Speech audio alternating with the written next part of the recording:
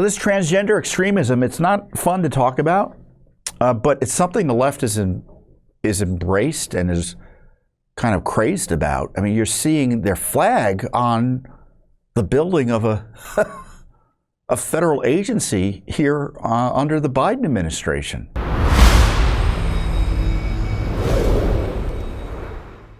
You know, we've got this contagion. It's this transgender extremism that's been kind of embraced by the Biden administration. We were walking back from the Capitol the other day, or today, and I don't know if I'm surprising my colleagues in the back, but that's what we saw in front of HHS.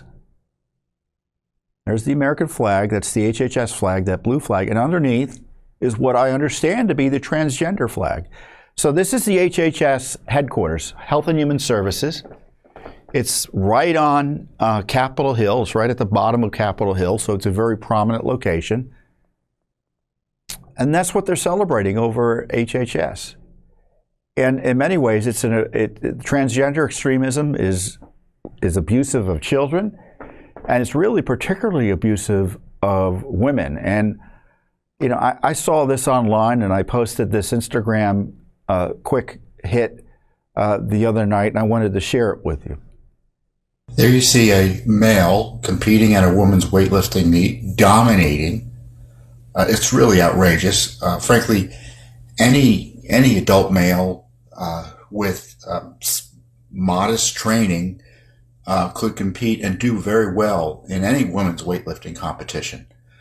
So the idea that this man comes in, identifies himself as a woman, and then ruins the competition for all the women there who have worked so hard to get there is just so outrageous.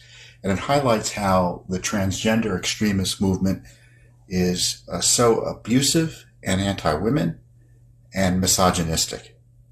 And that it's allowed to go on, to me, is such an indictment of the rule of law, and frankly, it signals a civilizational collapse with this coordinated assault on women.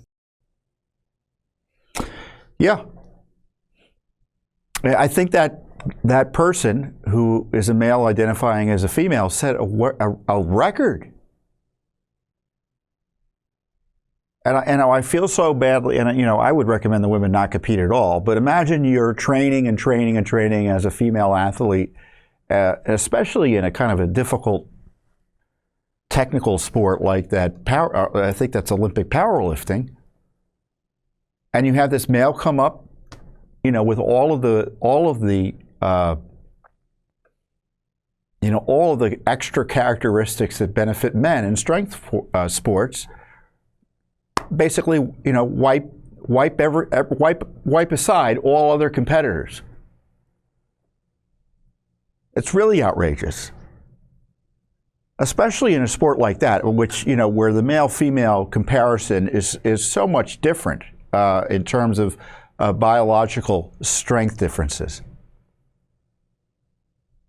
I mean, under their logic, I should be able to walk in and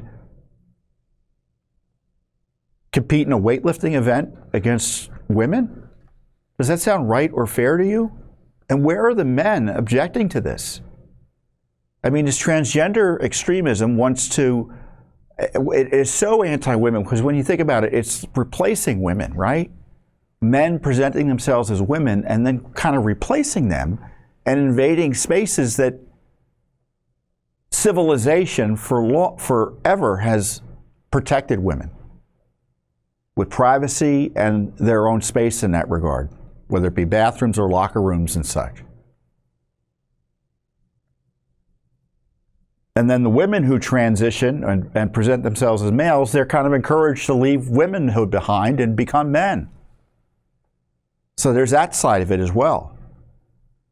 Now, what's Judicial Watch's approach on this? Well, we investigate the abuses.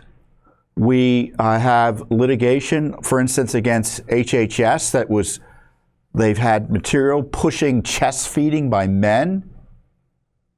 Chest feeding.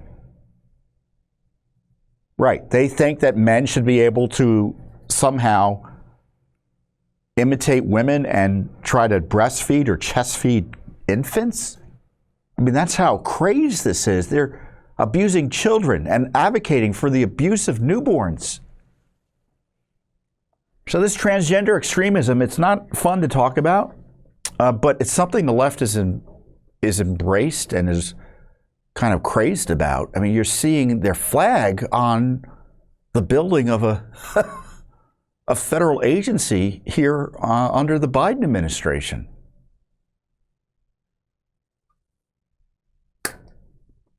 So just complete craziness in that regard. Thanks for watching.